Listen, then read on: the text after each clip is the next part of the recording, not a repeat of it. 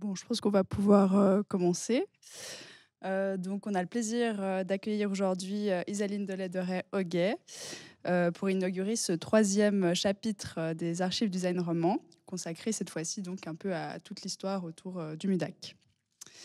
Donc Isaline Delay-Deray est chargée d'enseignement à l'Institut, d'histoire de l'art et de muséologie, de l'université de Neuchâtel depuis 2017 et collaboratrice scientifique à l'antenne romande de l'Institut suisse pour l'étude de l'art depuis 2022. Et elle est également titulaire d'un doctorat dont la thèse s'intitule Le musée industriel, un paradigme muséal complexe, étude de cas helvétiques. Et donc, pour aujourd'hui, elle abordera une question clé de l'exposition, les musées industriels comme premier musée de design. On se réjouit de l'entendre. Merci Diane pour l'organisation et merci pour votre présence. Est-ce que vous m'entendez bien? Oui? Ok, ça fait des trucs bizarres. Donc je suis très heureuse aujourd'hui de vous présenter une petite partie des résultats de ma thèse de doctorat. Il s'agissait d'une thèse inscrite en co-tutelle entre l'Université de Neuchâtel et l'École pratique des hautes études à Paris, que j'ai soutenue en 2022. Et je le disais juste avant, j'ai plus travaillé sur ce sujet depuis 2022, donc il n'y aura pas forcément de grandes nouveautés pour ceux qui m'ont déjà entendu parler de ce sujet-là. Je vais commencer aujourd'hui à introduire la question des musées industriels en général, en Suisse. Et puis après, je vous parlerai plus spécifiquement du musée industriel de Lausanne, le premier qui a été fondé en Suisse et qui a pour la particularité de posséder ce qu'on pourrait appeler une collection de type encyclopédique qui, à la base, était classée selon les 3 règnes de la nature. Mais je vais peut-être laisser les gens s'installer. Donc, il y a encore une chaise, si jamais je crois. Et sinon, vous pouvez venir par ici, j'imagine. Ah oui, il y a des... voilà, donc les gens se demandaient, surtout à l'époque, pourquoi j'avais décidé de m'intéresser à la question de l'histoire des musées industriels et d'art industriel en Suisse, Gewerbemuseum et Kunstgewerbemuseum en allemand. Et en fait, la genèse vraiment de ma recherche se trouve dans les dépôts du musée historique de Lausanne, il y a déjà bien longtemps. Lors de mon stage de master, donc je faisais mon stage de master en études muséales, je pense qu'il y a plusieurs étudiants du master en études muséales, et j'accompagnais la conservatrice de l'époque dans les dépôts et on rencontrait plusieurs objets dont la cote comportait seulement un numéro, comme vous pouvez le voir là, ou alors aussi, elle commençait par MI, puis ensuite un chiffre. Et en fait, ça ne correspondait pas au système de cotation du musée. Et j'étais intriguée, en fait, et je lui demandais pourquoi est-ce qu'il y avait donc ces cotes à l'époque. Et elle m'a expliqué qu'il s'agissait des objets qui avaient appartenu au musée industriel de Lausanne, un musée disparu fondé par Catherine de Rumine, une princesse russe, et Charles Théophile Gaudin, le précepteur de son fils. Et je ne sais pas si c'est l'histoire de la princesse russe et du précepteur, qui est une bonne base pour un conte, mais ce musée éveilla tout de suite mon intérêt. D'autant plus qu'un important fonds d'archives avait été redécouvert aux archives de la ville de Lausanne un peu avant, quelques années avant, avec des documents intéressants. Et on peut se demander, avec raison, pourquoi est-ce que les objets du musée industriel de Lausanne se retrouvaient dans les dépôts du musée historique de Lausanne. Donc on verra ça par la suite. Cette introduction peut paraître un petit peu anecdotique de prime abord, mais en réalité elle ne l'est pas. Plusieurs de mes orientations de recherche et de mes choix ont été en fait conditionnés par le fait que j'ai commencé à étudier ce phénomène, donc des musées industriels, par un cas particulier, donc celui de Lausanne. Et Lausanne consiste en fait en une exception sur de nombreux points. Donc en fait, j'ai commencé par étudier un phénomène par un cas particulier, sans me rendre compte tout de suite évidemment à l'époque. Et après mon mémoire de master, j'ai décidé d'étendre le sujet au niveau suisse. Et donc de m'intéresser à cet épisode relativement oublié de l'histoire des musées, et ce qui a donné donc lieu à mon projet de thèse, qui était soutenu par le Fonds national de la recherche scientifique. Donc je me suis attaquée à un sujet en fait assez complexe et assez peu étudié en Suisse, à savoir de proposer une histoire comparée des musées industriels, tout en essayant de répondre à ma question de recherche, en quoi le musée industriel est-il un paradigme complexe. Donc, pour commencer, qu'est-ce qu'un musée industriel ou d'art industriel?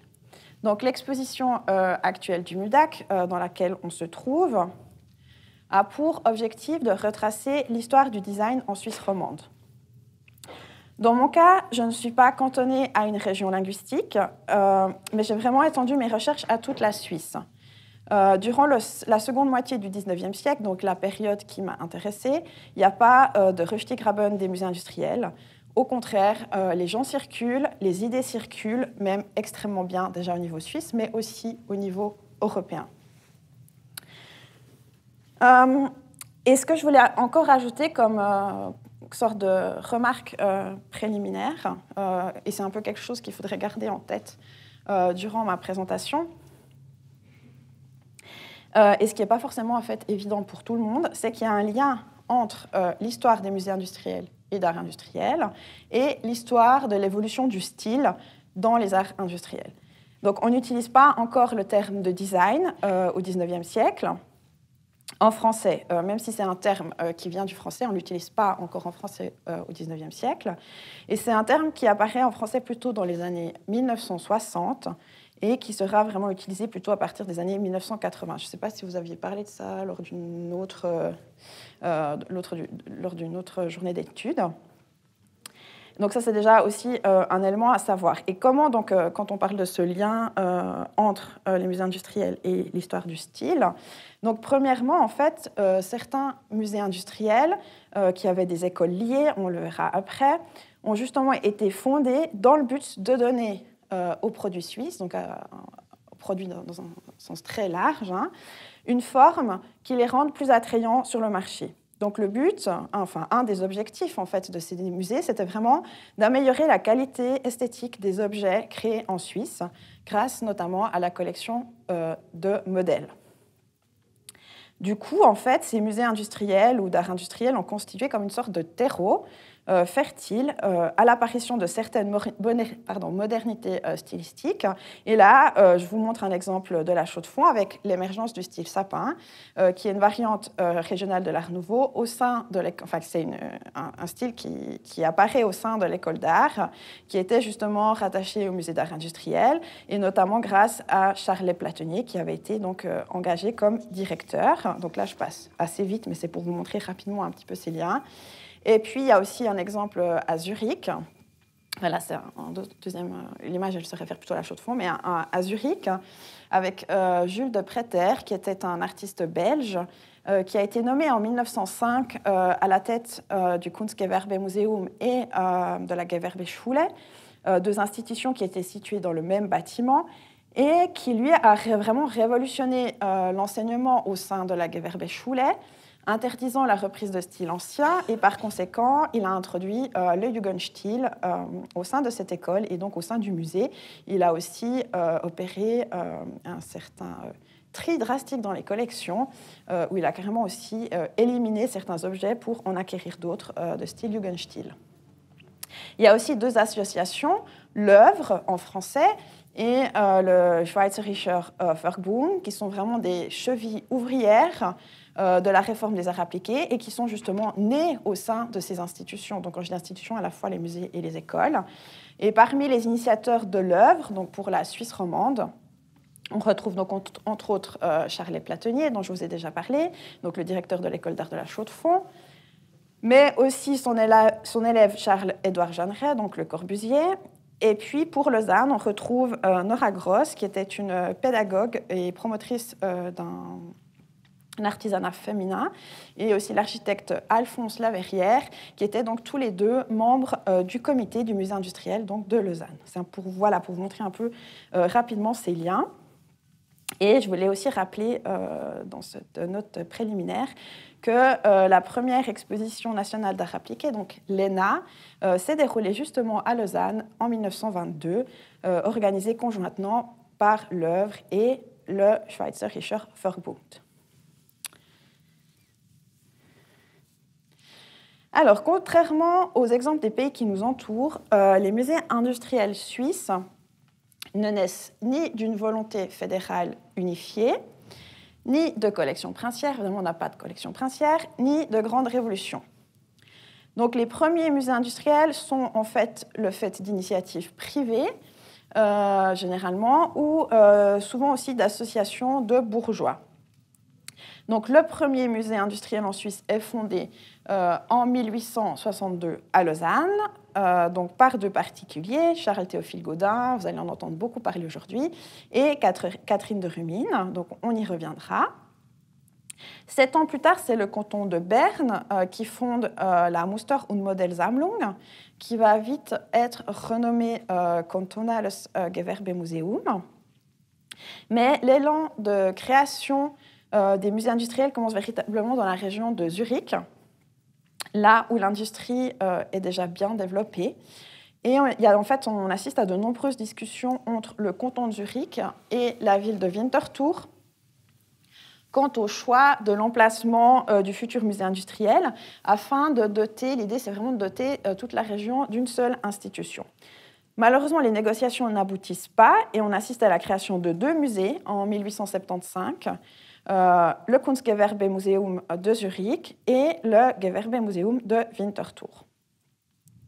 3 ans plus tard, en 1878, l'Industrie- und Gewerbemuseum de Saint-Gall est créé, suivi par le Gewerbemuseum de Bâle en 1881.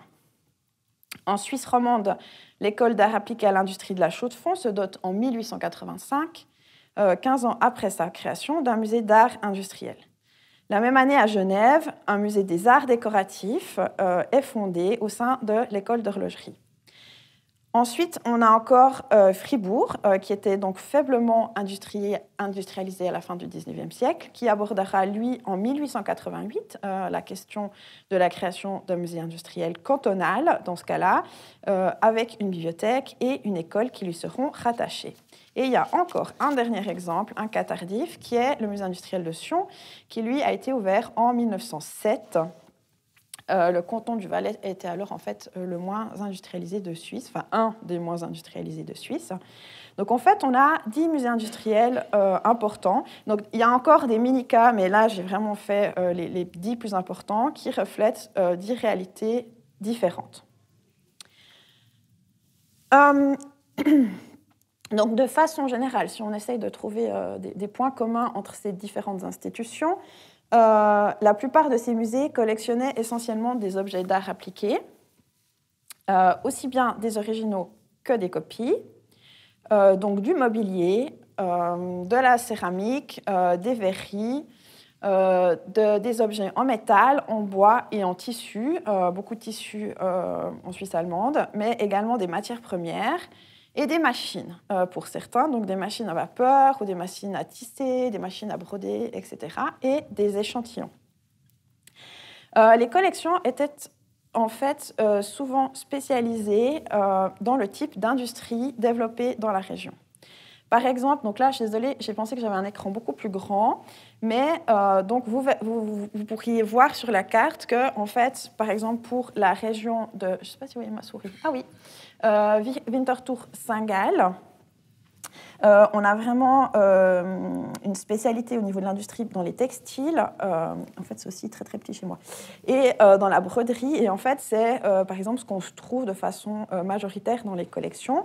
Par contre, par exemple, à la Chaux-de-Fonds ou à Genève, on a une spécialité industrielle dans l'horlogerie. Et c'est aussi ce qu'on trouve de façon plus importante dans les collections. Et pour Fribourg, c'est la partie en vert, c'est plutôt une industrie de la paille et du crin tressé. Et c'est aussi ce qu'on trouve plutôt majoritairement dans les collections. Et donc ces musées avaient pour but, grâce à leur collection de modèles, essentiellement, qui étaient en fait faites d'objets qui reflétaient des techniques et des styles variés, d'éduquer le goût et d'améliorer les capacités manuelles des artisans. Le but, c'était vraiment de renouveler leur inspiration et de perfectionner, du coup, les industries d'art. Et aussi, donc, de stimuler les productions cantonales. Donc, on a vraiment des enjeux économiques qui étaient intimement liés aux missions d'éducation et de diffusion des savoirs. Et donc, en parallèle à la création de ces musées, on assiste à la création d'écoles spécialisées, des écoles techniques, des écoles d'art appliqué ou des cours professionnels aussi. Il y a aussi tout un système avec les cours du soir. Et ce qu'il faut vraiment savoir, c'est que dans la majorité des cas, les musées industriels prenaient place directement dans les locaux des écoles. Là, je vous ai mis deux exemples. L'exemple du Gewerbemuseum de Winterthur, qui était également le siège de l'école, et le collège industriel de la Chaux-de-Fonds, qui abritait l'école d'art et le musée d'art industriel, entre autres. Et souvent, il y avait aussi une collection de brevets, donc vraiment les collections de brevets qui étaient conservées là. Et il y avait aussi des salles de dessin et aussi ce qu'on appelait un bureau de renseignement industriel, qui était un peu un bureau où on pouvait poser différentes questions de type industriel, mais vraiment dans un sens très large. Et donc, ces institutions se positionnaient vraiment comme des alliés de l'enseignement, en proposant notamment des modèles pour les étudiants et aussi des cycles de conférences. C'est seulement à partir de 1884 que la Confédération commence à se préoccuper de la question de la formation des artisans et qu'un arrêté fédéral vient aider financièrement les écoles et les musées déjà existants par des subventions. Mais avant cette date-là, il n'y avait pas du tout de subventions au niveau fédéral pour ces institutions. Alors, habituellement, la création des musées industriels est toujours mise en lien avec la première exposition universelle de Londres de 1851, qui a joué un rôle de catalyseur dans le débat sur les arts industriels et qui a amené à la création, un an plus tard, du South Kensington Museum de Londres, qu'on appelle aujourd'hui le Victoria and Albert Museum. Donc du nom de ses fondateurs, donc la reine Victoria et Albert, le prince Albert, son mari. Il s'agit du premier exemple de musée industriel, disons, on va dire, typique, qui bouleverse justement la typologie muséale, puisqu'il rassemble non seulement une collection d'objets, mais aussi une bibliothèque, une collection de brevets, une école, mais aussi un café. Enfin, peut-être que vous avez eu l'occasion de voir ça en cours pour les étudiants.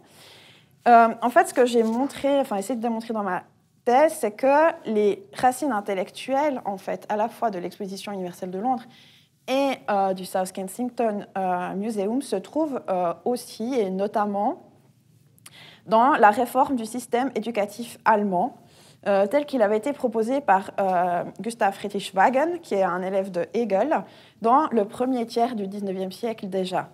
En fait, il faut rappeler que le prince Albert, donc le mari de la reine Victoria, donc qui est une des chevilles ouvrières de cette exposition universelle et aussi de la création du South Kensington. Donc le prince Albert a vécu et a été formé en Allemagne avant son mariage avec la reine Victoria, et que plusieurs personnes en fait, de l'entourage proche de la reine Victoria étaient originaires de Saxe-Cobourg. Et une des hypothèses de mon travail, ça a été que justement les musées industriels sont l'aboutissement de réflexions à l'origine de la culture muséale occidentale et des exercices de fruits de classification des collections, mais qui viennent plutôt en fait de l'Allemagne, à l'image de ce que le baron Alexander von Minutoli a proposé dans son château de Liegnitz à partir de 1848. En fait, c'est intéressant, donc je ne vais pas vous expliquer trop en détail cette collection d'Alexander von Minutoli, mais ce qui est intéressant, c'est que sa méthode de classification des collections présente en fait de nombreuses caractéristiques communes avec celle de Charles-Théophile Gaudin, même si Charles-Théophile Gaudin ne cite pas directement Alexandre von Minutoli. Mais Alexandre von Minutoli a aussi publié en fait, un plan de ses collections et différents ouvrages qui permettaient en fait, de prendre connaissance de sa méthode en fait, de classification. Parce qu'en fait, à partir du moment où des musées collectionnent des objets qui sont en fait sortis de leur contexte, donc leur contexte de vie normale, les musées ont pour mission de les classer, de les inventorier et de les exposer de façon à les rendre accessibles à la connaissance. Au moment de la création des premiers musées industriels, il n'existait pas en fait de typologie de classement pour ces objets. Donc pour ces objets d'art appliqué. Et c'est naturellement que les premiers conservateurs de ces institutions se sont tournés vers des méthodes qui avaient déjà fait leurs preuves pour d'autres types de collections, par exemple pour les collections d'histoire naturelle. Et par la suite, donc là je vous fais vraiment un gros résumé, mais en fait par la suite on verra qu'il y a une sorte de glissement vers un classement et une présentation par matériaux et techniques qui a notamment été proposé par Gottfried Semper. Puis ensuite par période et par lieu de création, et ou encore en fait en période room, tel qu'on pourrait le voir par exemple à Paris. Mais je ne vais pas avoir le temps aujourd'hui de développer tout ça. Alors au niveau de la terminologie pour la Suisse. Donc en Suisse, on peut vraiment observer une grande diversité au niveau de la dénomination de ces institutions, comme vous pouvez le voir donc, à l'écran. Donc on trouve des musées industriels, on trouve des musées d'art industriel, on trouve un musée des arts industriels au pluriel, un conservatoire industriel. Ça, je ne vous en ai pas parlé, mais c'est un cas intéressant à Genève qui est particulièrement précoce, puisqu'il a été ouvert en 1834. Mais là, c'est vraiment un conservatoire. C'est pour ça que je ne vous en ai pas parlé juste avant. On a aussi un musée d'art industriel et d'art décoratif, donc à Lausanne. Donc je vous ai mis tous les changements de nom de Lausanne. C'est pour ça qu'il y a Lausanne plusieurs fois avec les dates. Et un musée des arts décoratifs aussi à Lausanne. Et on a aussi une section des arts décoratifs au sein du musée d'art et d'histoire à Genève. En allemand, il y a un petit peu moins de termes. Les termes principaux, c'est vraiment Gewerbemuseum et Kunstgewerbemuseum. Et ensuite, on a une Muster- und Modellsammlung, mais qui va rapidement changer de nom. Et l'Industrie- und Gewerbemuseum à Saint-Gall. Et en plus, donc on le voit aussi là un petit peu rapidement, mais souvent, ces institutions voient leur nom changer. Donc, par exemple, Lausanne, c'est un très bon exemple. Le musée a changé de nom plusieurs fois. Souvent en lien avec une évolution au niveau de la politique d'acquisition, ou certaines fois c'est aussi en lien avec un déménagement, ou vraiment avec des fois aussi des choix stratégiques au niveau de la direction de ces institutions. Donc on a vraiment beaucoup de termes et qui changent beaucoup, si on veut résumer ça rapidement. Aussi, au niveau de la notion d'industrie, il faut savoir que cette notion d'industrie évolue à travers le temps. Et si on regarde la définition du Grand Dictionnaire universel du 19e siècle, qui a été publié entre 1866 et 1879, donc vraiment la période qui nous intéresse, l'industrie est définie, comme je cite, un ensemble d'opérations qui concourent à la production des richesses et qui désignent soit les arts manuels autres que l'agriculture, soit les arts de production par opposition au commerce. Donc le sens du terme industrie se rapproche davantage de l'artisanat que de la grande industrie telle qu'on pourrait le concevoir aujourd'hui. Et il s'agit aussi surtout de différencier l'industrie de l'agriculture, avec laquelle elle est parfois mise en fait en concurrence. Le concept d'art décoratif ou d'art appliqué est lui né plutôt aux alentours des années 1860. Et il désigne vraiment l'ensemble des objets d'usage courant où priment les aspects essentiellement artistiques, ce qui signifie qu'en fait la fonction, la forme et la matière tendent alors toutes vers la constitution d'un bel objet, parfois unique.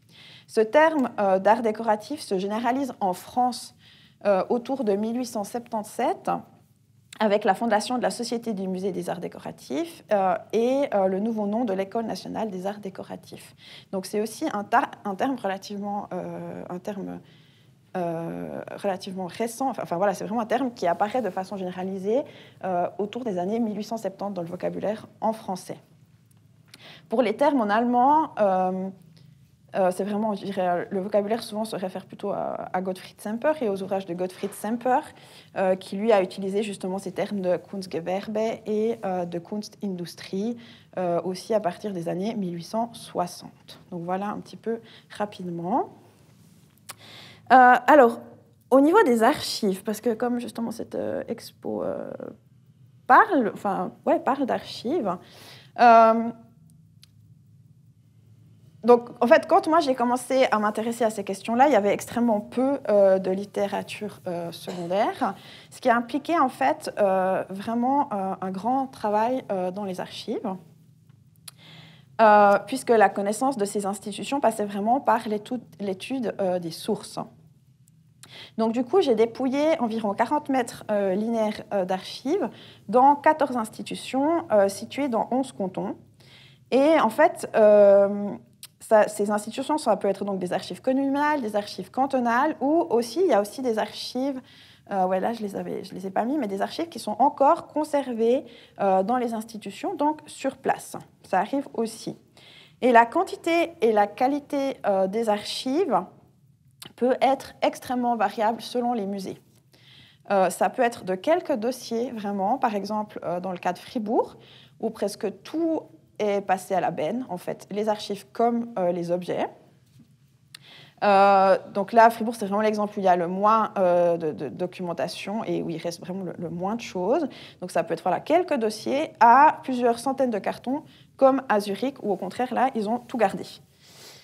Et en fait, ces variations sont vraiment liées aux aléas de la conservation, ce qui est vraiment particulièrement aussi dépendant de la personnalité des directeurs, déjà des musées, mais ensuite aussi des directeurs des archives, et donc de leur choix en fait, en termes de conservation ou de non-conservation, et aussi de l'intérêt qui a été porté par la suite à ces institutions. Donc les institutions sur lesquelles il y a eu un intérêt relativement précoce, et en fait on trouve plus de choses que celles où il y avait très très peu d'intérêt. Voilà, c'est assez logique ce que je vous dis là. Et donc, je vais passer maintenant au Musée industriel de Lausanne, donc à la deuxième partie de ma présentation, vu que nous sommes justement au MUDAC. Et moi, je me suis vraiment intéressée pour le Musée industriel de Lausanne à la période qui va de 1862 à 1909, soit de la fondation du musée jusqu'à son déménagement au Palais de Rumine. Pourquoi cette période? Parce qu'en fait, quand j'ai commencé à m'y intéresser, il y avait déjà un mémoire de master qui avait été rédigé par Annick Zanzi, qui parlera à la table ronde après, sur la période postérieure. C'est un mémoire de 1989. Et elle avait fait vraiment son mémoire sur le musée des arts décoratifs. Et en fait, il y avait eu justement des archives qui avaient été redécouvertes en 1993. Et pour moi, le but, c'était vraiment de pouvoir utiliser ces archives pour m'intéresser vraiment à ce moment de fondation du musée industriel de Lausanne. Donc voilà, moi, je me suis vraiment intéressée à cette période 1862-1909. Là, vous avez une vue du bâtiment dans son état des années 1970. Donc le musée, je le répète, a été fondé le 1er mars 1862. C'est le premier musée industriel de Suisse. Et ce qui est un peu spécifique, c'est qu'il a été inauguré tout de suite dans un petit bâtiment qui a été construit exprès pour lui, à la rue Chaucrot, à Lausanne. C'est juste en dessous de la place de la Riponne actuelle. C'était assez rare à l'époque de construire un bâtiment exprès pour un musée et encore plus pour un musée industriel. Donc même si c'est un petit bâtiment, c'est quand même déjà quelque chose d'important. Donc Charles-Théophile Gaudin, qui était paléontologue et précepteur, a pensé et conçu vraiment ce musée, tandis que Catherine de Rumine, qui était donc une princesse russe établie à Lausanne depuis 1840, l'a financé. Ce qu'il faut savoir, c'est que Madame de Rumine et Gaudin étaient vraiment très empreints des idées de leur siècle en matière de culture et d'instruction. Ils ont beaucoup voyagé en Europe, visitant notamment l'exposition universelle de Paris au Palais de l'Industrie en 1855, le South Kensington Museum de Londres 5 ans plus tard. Ils ont effectué aussi plusieurs voyages en Italie. Et Gaudin connaissait très bien Londres parce qu'après avoir fait des études en théologie à Lausanne, il était parti comme précepteur à Londres. Et dans cette ville, il avait vraiment élargi son cercle de connaissances parmi la haute société et il était devenu membre de la Société royale de Londres. Et c'est vraiment à son retour en Suisse que Gaudin se tourne vers des études de paléontologie. En fait, on est à un moment où il y a beaucoup de découvertes parce qu'il y a les grands chantiers CFF en fait, à ce moment-là. Et donc c'est aussi pour ça qu'il a un intérêt pour la paléontologie à ce moment-là. Et il entre à la Société vaudoise des sciences naturelles avant d'être engagé en tant que précepteur, donc pour Gabriel de Rumine, qui est le fils de Catherine de Rumine. Et en fait, au rez-de-chaussée de ce musée, il y avait une salle de conférence dans laquelle la Société vaudoise des sciences naturelles se réunissait et donnait donc des conférences. Et donc, il était membre justement de cette société-là. Donc, le musée industriel de Lausanne, c'est vraiment un cas un peu spécial parmi les exemples suisses. Et il présente en fait de nombreuses particularités qui sont notamment liées à sa précocité et à son contexte de création. Donc, premièrement, c'est un musée qui a été fondé par des privés, sans aucun soutien de la ville de Lausanne ou du canton de Vaud. Deuxièmement, on verra qu'il n'est pas orienté directement vers l'enseignement professionnel, puisqu'il n'était pas rattaché à une école. Il n'y avait pas un lien direct avec une école, ni il n'était pas non plus orienté vers l'amélioration de la qualité des industries régionales, puisque en fait, Lausanne n'était pas une ville industrielle, enfin considérée comme industrielle, ou spécialisée dans un certain type d'industrie. D'ailleurs, sur ma carte au début, vous avez pu voir qu'il n'y avait pas de spécialité industrielle à Lausanne. Et à l'origine, le musée ne possédait pas non plus de bibliothèque, ni de bureau de renseignement industriel, ce qu'on trouve généralement dans les autres musées. Ah oui, pardon, j'ai manqué la slide avec le portrait de Charles-Théophile Gaudin et de Catherine de Rumine. Alors, donc je vous le disais, le musée a eu la chance de prendre place dès le début dans un nouveau bâtiment construit exprès pour lui, donc ce qui n'est généralement pas le cas en Suisse. Alors, au niveau de l'architecture extérieure, il faut imaginer que les 3 fenêtres qui sont ici n'étaient pas là à l'origine. Donc, on avait vraiment un bâtiment qui n'avait pas... Enfin, il y avait juste ces 2 fenêtres ici, mais pas les 3 fenêtres en haut. Donc, l'architecture extérieure et son aménagement intérieur sont le résultat de discussions entre l'architecte Louis Joël, Charles-Théophile Gaudin et Catherine de Rumine. C'est l'architecte Joël qui créa les plans du bâtiment et de la salle de cours, tandis que Gaudin, lui, fit les croquis pour l'installation des vitrines sur les parois de la salle, afin donc vraiment d'y établir une sorte de galerie industrielle. Donc quand on regarde le bâtiment, il frappe par sa petite taille et son emplacement et du coup aussi son absence de fenêtres en façade, donc au premier étage, vu que ces fenêtres ont été rajoutées après coup.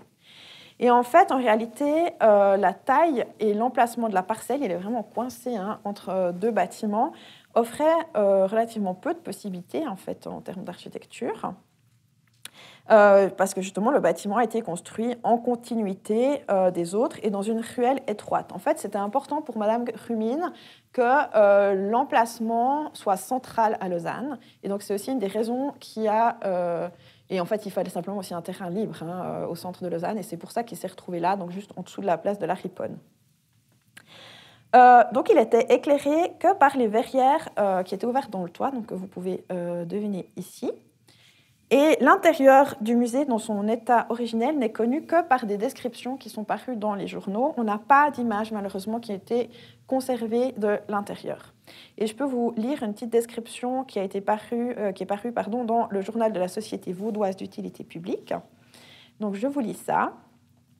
Le rez-de-chaussée comprend un vestibule, 2 petits réduits et une charmante salle. Donc, c'est cette fameuse salle de conférence.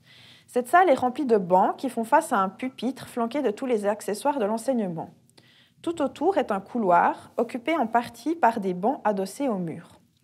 Au-dessus, 2 galeries superposées où l'on monte par un escalier qui part du vestibule font le tour de l'édifice. Là sont 152 vitrines et 76 tiroirs très bien disposés. 76 vitrines sont verticales et attachées à la muraille, donc en fait aux barrières, et 76 autres horizontales, c'est au mur, justement pas aux barrières, et 76 autres horizontales et fixées aux garde-fous des galeries. La salle n'étant éclairée que par le haut, le jour y est magnifique. Pour la nuit, un éclairage au gaz est très bien distribué. La salle peut contenir un auditoire d'environ 200 personnes. Donc il faut vraiment vous imaginer une grande salle avec comme une salle de conférence en fait au rez-de-chaussée, et ensuite 2 étages de galeries superposées en fait comme des comme des sortes de balcons, avec à la fois des vitrines contre les murs et contre en fait, les barrières. Et cet éclairage zénital semble avoir plu au public. Je cite de nouveau, « La salle n'est éclairée que par le haut. Aussi le jour y est-il magnifique et les vitrines sont arrangées avec beaucoup d'intelligence sous le rapport de la lumière, comme celui de l'utilisation de la place. La salle est excellente et dans les détails, elle vaut la peine d'être vue à ce titre seul. » Le choix de l'éclairage zénital semble en fait être le résultat de discussions entre l'architecte Gaudin et Madame de Rumine. Et c'est probable que ces deux derniers se soient inspirés de l'architecture du South Kensington Museum, bien sûr à une échelle beaucoup plus réduite, qui possédait justement des verrières sur le toit et 2 étages de galeries superposées.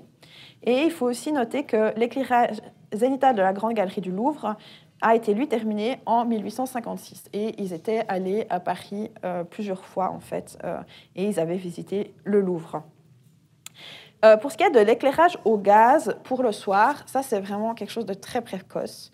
Parce qu'à part le South Kensington Museum, la plupart des grands musées n'ont connu un éclairage artificiel qu'à partir du XXe siècle avec l'arrivée de l'électricité. Donc c'est vraiment très novateur d'avoir installé un éclairage au gaz à l'intérieur de ce musée.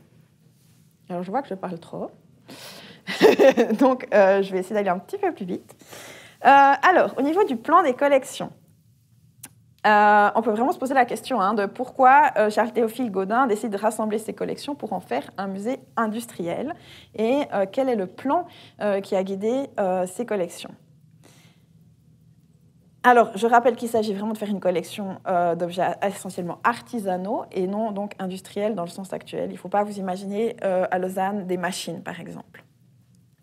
Et en fait, ce qu'on trouve dans les archives, c'est que lors de leurs nombreux voyages, Madame de Rumine demande à Charles-Théophile Gaudin de faire l'acquisition d'objets pour créer à Lausanne un musée industriel comme celui qu'elle a vu à Florence. Et on peut lire en fait dans les notes de Gaudin, je vous cite, « Pendant les voyages que nous fîmes en Italie en 1856, 1857 et 1857-1858, il fut plusieurs fois question d'établir à Lausanne un musée industriel sur le plan de celui de l'Institut polytechnique de Florence. Madame de Rumine m'engagea même plusieurs fois à faire l'acquisition des éléments intéressants que nous rencontrions à chaque instant en parcourant l'Italie. Je lui présentais tous les embarras que nous causerait cette accumulation d'objets tant que nous n'aurions pas de local où les placer. » Et en fait, on voit à plusieurs moments dans les sources qu'on a que Charles-Théophile Gaudin achète ou est invité à acheter différents objets lors de leur voyage pour justement former ce musée.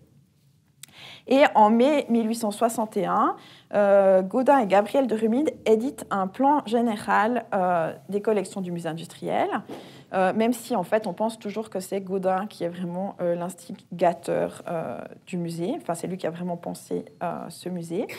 Et cette brochure montre qu'ils ont une idée très claire en fait des objets qu'ils veulent accueillir dans leur musée et comment ils veulent les présenter. Et on peut lire dans la préface. Exposer les matières principales utilisées par l'homme, laisser entrevoir les transformations qu'elles ont à subir aujourd'hui pour leur rendre le meilleur service possible, fournir quelques idées sur l'origine de certaines industries et les phases qu'elles ont parcourues, procurer ainsi aux visiteurs et de toutes les classes de la société, principalement à la jeunesse et aux ouvriers, quelques heures d'un loisir instructif, tel est le but de la collection industrielle. Et en fait, dans ce plan général, on a ensuite une impressionnante liste de matières premières qui sont classées selon les 3 ordres naturels et des exemples d'objets fabriqués à partir de celles-ci que justement Gaudin et Gabriel de Rumine veulent acquérir. Et il y a encore un article de journal qui est paru dans la Gazette de Lausanne en octobre 1862, donc après l'inauguration du musée, qui clarifie encore ses buts. Donc le premier but, de réunir des principales matières premières empruntées par l'industrie aux 3 règnes de la nature, de montrer les progrès accomplis par certaines industries pendant le cours des siècles et depuis leur origine, d'indiquer les phases de transformation que ces matières ont à subir pour rendre à l'humanité le meilleur service possible, de développer le goût artistique par le choix d'échantillons portant en eux-mêmes un cachet de beauté au point de vue de la forme et de la couleur, de mettre à portée des personnes qui donneront des cours dans le local, des éléments propres à illustrer des sujets traités et à populariser les connaissances utiles.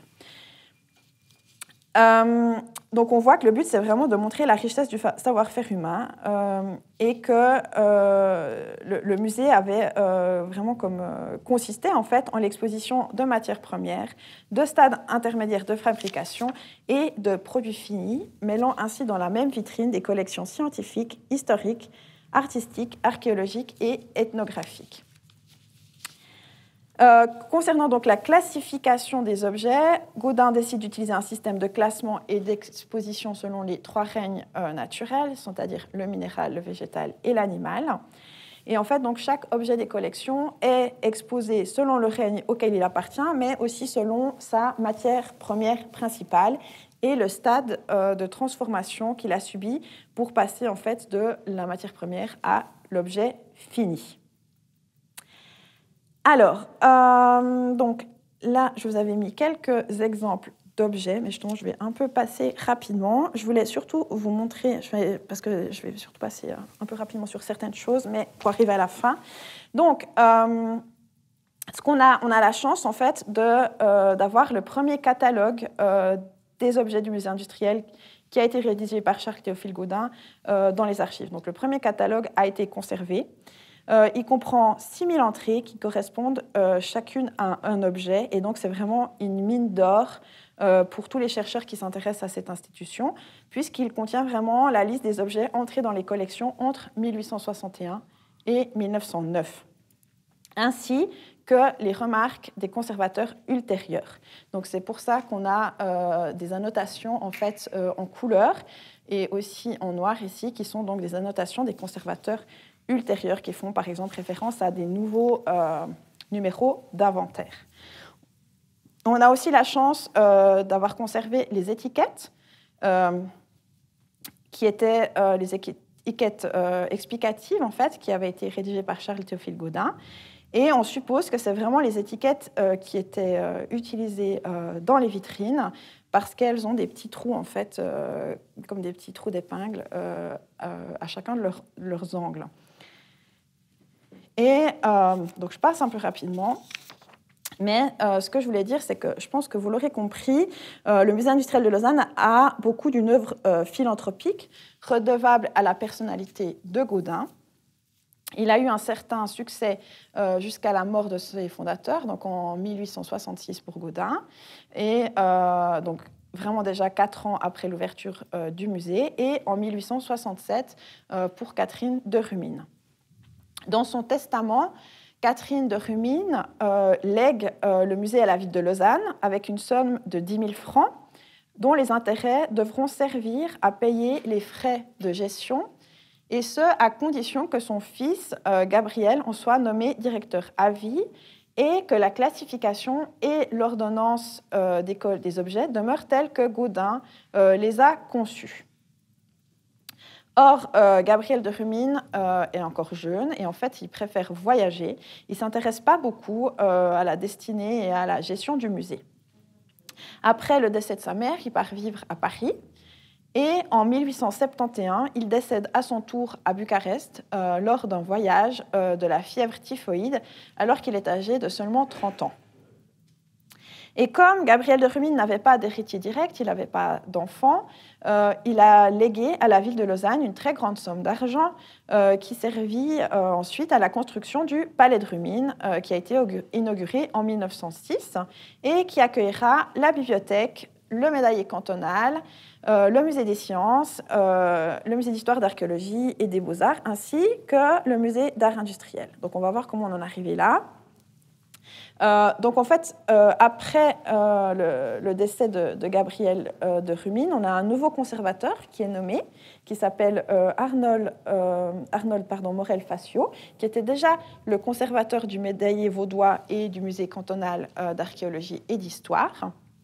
Et donc, en 1873, il devient aussi directeur du musée industriel, aidé par un comité. Donc, il n'est pas tout seul, il a un comité qui l'aide.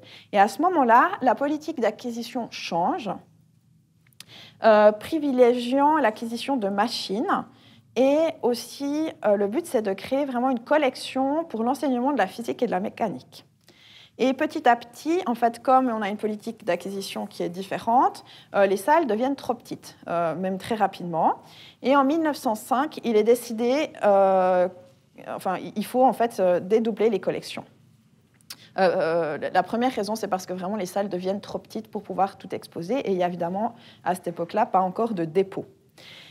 Et donc, on décide que les collections ethnographiques, archéologiques et les objets relevant des arts décoratifs seront déménagés dans le nouveau palais de Rumine, venant ainsi former le musée des arts industriels, tandis que les collections purement techniques et industrielles resteront, elles, à la rue Chaucrot, donc dans le petit musée industriel, afin de servir essentiellement d'auxiliaire à l'enseignement professionnel. Et ce déménagement marque vraiment la fin du musée industriel tel qu'il avait été conçu par Gaudin. Mais l'histoire de ce musée ne s'arrête de loin pas là. En 1958, les collections quittent le palais de Rumine pour laisser plus de place à la bibliothèque, qui avait besoin de plus de place pour pouvoir s'étendre. Et le musée ne rouvrira qu'une dizaine d'années plus tard, en 1967, à la rue Villamont, sous le nom du Musée des Arts Décoratifs. Cependant, les collections ne seront pas exposées, mais mises dans des dépôts, puisque le musée offrait à l'époque que des expositions temporaires. Et entre 1986 et 1987, ce qui reste des collections du musée industriel sera en fait transféré au musée historique de Lausanne, et de nombreux objets archéologiques ou ethnographiques seront déposés au musée cantonal d'archéologie et d'histoire. Donc c'est pour ça que maintenant, la plupart des collections sont en fait dispatchées entre le musée historique de Lausanne et le musée cantonal d'archéologie et d'histoire. Donc aujourd'hui, le MUDAC est en quelque sorte l'héritier du musée industriel, même s'il ne possède, à ma connaissance, plus d'objets vraiment de ce premier musée industriel dans ses collections. J'en arrive à ma conclusion. En fait, le musée industriel de Lausanne est un bon exemple pour comprendre l'évolution de ces institutions. En effet, en Suisse et en Europe, ces musées industriels ou d'art industriel, d'abord plutôt encyclopédiques pour certains, évoluent vers un souci proprement artistique. Durant le premier tiers du XXe siècle, ils subissent de nombreuses mutations, voient leurs collections déménager ou se dédoubler. Ils se transforment alors en musées ou en départements des arts décoratifs ou des arts appliqués, et certains musées ferment faute de public ou faute de financement. Tandis que d'autres font encore le choix de se spécialiser dans un certain type de collection. Très concrètement, donc, qu'en est-il aujourd'hui des musées industriels en Suisse ? À Winterthur, le Gewerbemuseum est le seul à exister aujourd'hui sous le même nom et dans le même bâtiment depuis 1928. C'est d'ailleurs un cas particulièrement intéressant, puisque dans sa très grande salle permanente archives matérielles, le musée continue de présenter, dans une sorte de laboratoire interactif, environ 1000 échantillons de matériaux et d'objets, en suivant toujours une classification par règne, puis par matériaux, donc animal, végétal, minéral. Et ces nombreux échantillons peuvent être manipulés à volonté, comparés et mis en relation avec des informations qui se trouvent dans une base de données. C'est un peu comme un musée industriel du XIXe siècle adapté au XXIe siècle. Et en bas à gauche, vous pouvez voir un tiroir sur l'aluminium. Bon, alors du coup, c'est ultra petit, désolé, de la bauxite jusqu'à l'objet fini, comme Charles Théophile Gaudin aurait pu le proposer à Lausanne. Le Gewerbemuseum de Zurich s'est, lui, transformé considérablement pour devenir le Museum für Gestaltung. À Saint-Gall,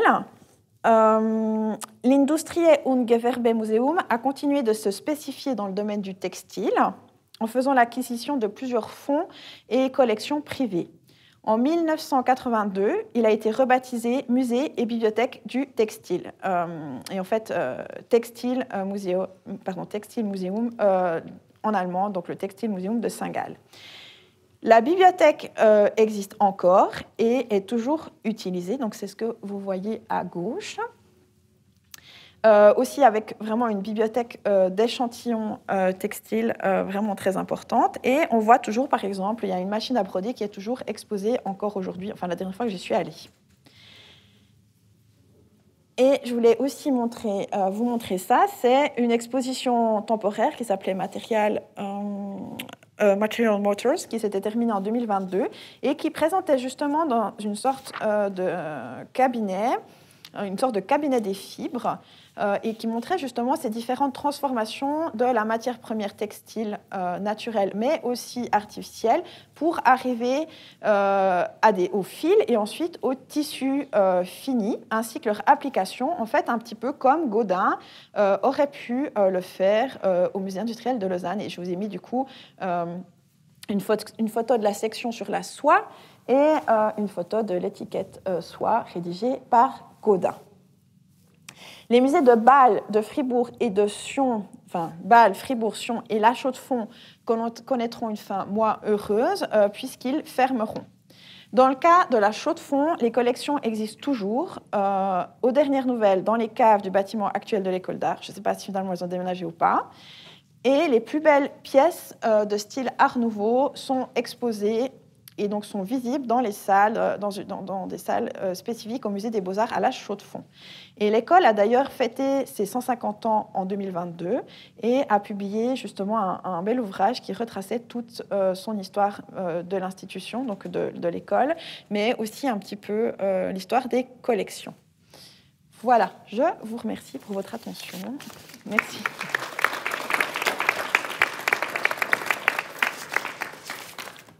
J'étais un peu longue, désolée. Non, c'était super intéressant, merci beaucoup. Est-ce qu'il y a des questions dans le public ? Peut-être juste pour faire écho à ce que vous disiez tout à l'heure, effectivement, il n'y a plus d'objets de la période rue Chaucrot. On a fait l'emprunt de 2 petites pièces qu'on peut voir juste derrière au musée historique de Lausanne. Donc effectivement, il n'y a plus rien d'un point de vue matériel ici. Oui, là, vous avez vraiment toute l'évolution résumée avec tous les changements de nom. Très, très résumé. Mais voilà, avec tous les changements de nom et les changements de lieu aussi. C'est ça.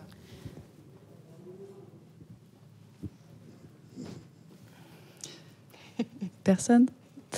Dans ce cas, on se retrouve à 14h pour la prochaine table ronde.